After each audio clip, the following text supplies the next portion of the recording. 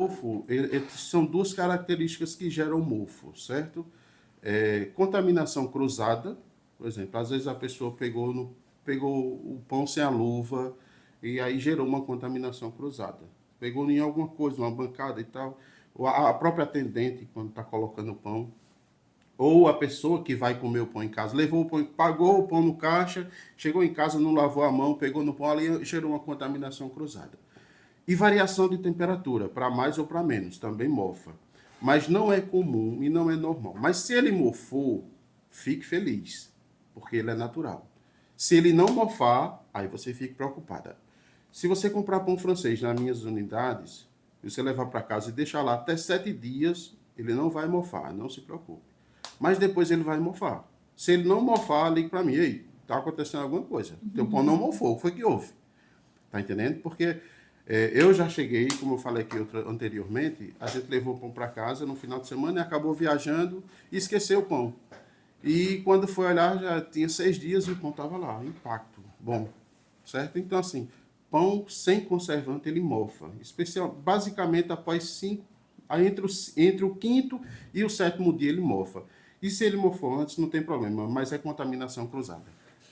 Seria bom explicar aqui qual é o efeito que se busca eventualmente quando se aplica o bromato. Por que é que alguns profissionais inadvertidamente ou deliberadamente usam bromato? Com que finalidade? Volume e quantidade. Volume e quantidade.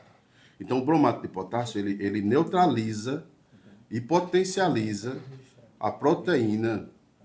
Ele potencializa a proteína a resistir mais tempo à ação do fermento. Então, no lugar do pão, ele sofrer a reação do processo de tempo de fermentação, o bromato de potássio ele vai neutralizando e fortalecendo a cadeia de proteína para resistir mais tempo. Então, o padeiro que usa isso, ele já usa na má intenção. Ele corta lá um pão com um volume de 30 gramas e espera ele chegar até um volume de 40 gramas, certo? Então, geralmente, fatalmente acontece isso. O pão, fica um pão grande, mas ele fica oco, sem miolo, sem estrutura. E se for um pão do dia, por exemplo, com 6 horas de fermentação no máximo, você aperta ele some na sua mão, fica só a poeira. Tá? Então, assim, basicamente é para ter volume e quantidade.